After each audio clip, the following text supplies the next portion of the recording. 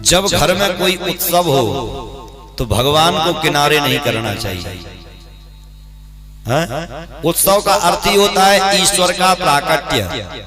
भगवान के ही उत्सव में भगवान को ही किनारे कर दो तो भगवान ऐसा कार्य करते हैं कि तुम अपने आप लाइन पर आ जाते हो। जैसे हमारे घर में कोई विवाह आदि संस्कार होता है और हम भगवान को किनारा कर देते हैं तो वो ऐसा एक काल चक्र चलाते हैं कि फिर तुम भगवान को ही भजते रहते हो कि प्रभु हमारा कार्य आराम से निपट जाए। कब?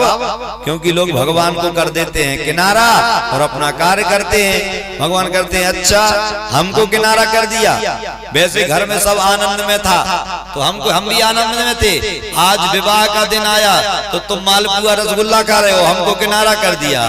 तो भगवान ऐसा एक झटका मारते हैं कि पर हम उन्हीं की शरण में रहते हैं। हे प्रभु, जब तक विवाह ना हो जाए तब तक आप हमारे सारे समस्त के सारे घरों की रक्षा करना, हमारे पूरे परिवार की रक्षा करना और बिना किसी कारण, बिना कोई घटना घटे मेरा ये विवाह हो जाए।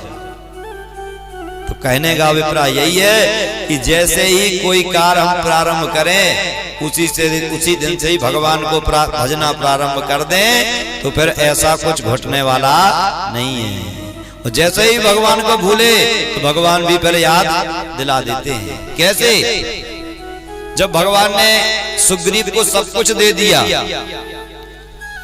सुग्रीव भगवान लक्ष्मण से कहते हैं लक्ष्मण सुग्रीव सुधि मोरी विसारी पावा राजकोष पुर नारी। इसको मैंने राजा बना दिया, धन धान दे दिया, नगर दे दिया, इसकी नारी इसको मिल गई तो हमको ही भूल गया। तो भगवान ने लक्ष्मण से कहा जाओ लक्ष्मण धनुष बाण लेकर के आओ। तो लक्ष्मण भैया तुरंत क्रोध में जाकर के लो भैया धनुष बाण। तो भगवान ने कहा आज नहीं कल मारेंगे। तब लक्ष्मण जी कहेंगे बाप प्रभु ऐसा कभी होता है कि किसी को रविवार को क्रोध आए और सोमवार को मारे? बोले हाँ।